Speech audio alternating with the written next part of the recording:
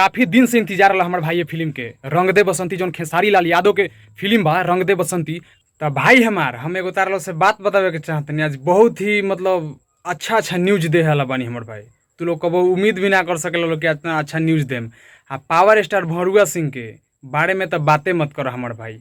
सूर्यवंश एगो फिल्म आयल बा हमारे भाई। हमारा अनुमान से तो लगता कि खेसारी लाल यादव के जितना फैन हो बोलो ये तो फिल्म शायद कोई देखले भी ना हुई। कमेंट में बताइए जाके कि फिल्म देखले बा भाई हमार। हम तो ये फिल्म देखले नहीं थी, लेकिन जहाँ आरा में लागल रहे ये फिल्म हमारे भाई, जब लोग फिल्म देख के निकलल तो ऐसे खुश होते रहे जैसे कि लागत कि जैसे हिंदुस्तान एगो जंग जीत के आयल बा हमारे भाई। ठीक बा, मतलब इंटरव्यू के दौरान हम देखनी कि खाली एक एगो बात होके सूर्यवंश के फिल्म के बारे में एक एगो बात होके कि पावर स्टार भरुआ सिंह एगो गाना गइले बने कि प्रखंड हो या जिला खाली बबुआने से हिला। तो भाई हमार एगो इतना बड़ा स्टार और इतना बड़ा कलाकार के मतलब इतना पुराना कलाकार के एगो मूवी में प्रखंड हो या जिला बबुआने से हिला, ई का तारा लोग के शोभा देता।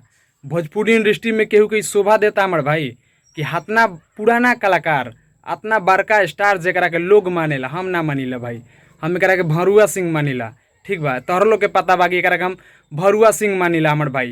इतना बड़का स्टार हो के आई प्रखंड हो या जिला बबुआने से हिला, आ वो भी एगो मूवी में भाई हमारी गाना देले बारे पावर स्टार भरुआ सिंह। तो बताओ लोग का ई कहाँ से शोभा देता हमार भाई।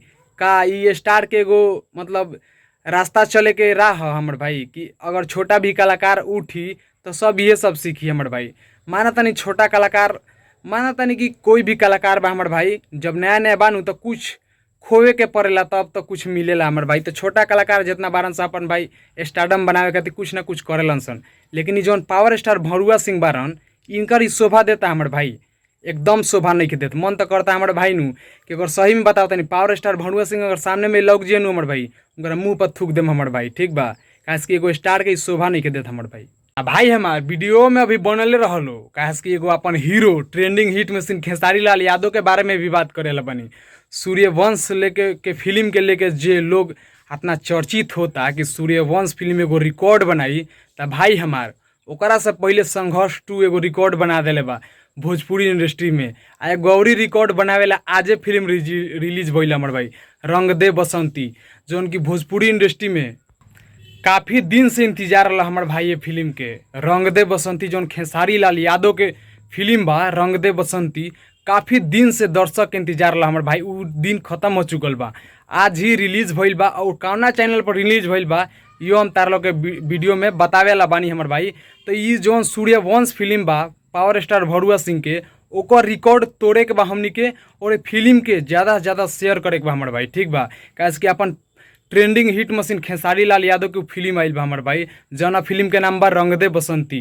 तो भाई हमार ई रिकॉर्ड बनाई रंग दे बसंती, और सूर्यवंश जौन फिल्म बा भाई वो फिल्म के रिकॉर्ड भी तोड़ी। आ जितना दर्शक बारन से पावर स्टार भरुआ सिंह के, तो सुन लो सब बाबू रंग दे बसंती फिल्म आ चुकल बा और ई रिकॉर्ड तोड़ी हमार भाई। सूर्यवंश जौन फिल्म बा ओकर घमंड करता सा तो रिकॉर्ड तोड़ी आ तोड़ के दिखाई हमार भाई। ठीक बा, तो जितना भी भाई बारसन ई वीडियो के ज़्यादा से ज़्यादा शेयर करसन, और इतना शेयर करसन कि खेसारी लाल यादव के आज फिल्म आयल बा पूरा परिचित हो जाए, सभे केहू जान जाए कि खेसारी लाल यादव के फिल्म आयल बा रंग दे बसंती SRK म्यूजिक पर। भाई हमार SRK म्यूजिक पर खेसारी लाल यादव के रंग दे बसंती फिल्म आ चुकल बा। तो सबनी जना सर्च करके सुना जा और देखा जा हमार भाई, और कमेंट में जरूर अपन ट्रेंडिंग हिट मशीन के नाम लिखिए जा हमार भाई। ठीक बा, लेकिन जाते जाते एक बात कहें भाई कि ये वीडियो के ज़्यादा से ज़्यादा तू लोग शेयर कर लो हमार भाई।